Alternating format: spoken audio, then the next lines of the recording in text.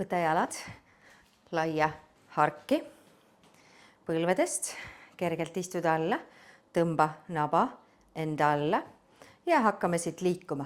Liigud ühe jala peale, tuled kuni siia põlve kõrguseni välja ja siis liigud teise jala peale.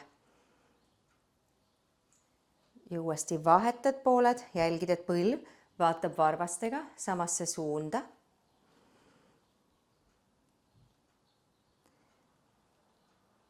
Kannad raskuse taha, ehk siis jälgid, et sul raskus püsib kannal. Mõtle, et sa justkui tahaksid istuda taha tooli peale.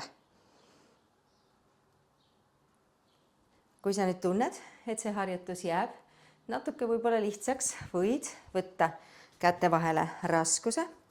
Ehk siis hoiad raskusest kinni, käte abi ei kasuta ja liigud ilma käteta.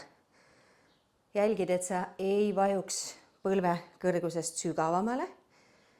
Ehk siis muidu läheb see juba pigem puusa venituseks, aga hetkel me tahame selle harjutusega saada koormust jalalihastele, ehk sa paned siit tööle kõik siit reie siseküljed, reie tagaosa ja tuharalihased.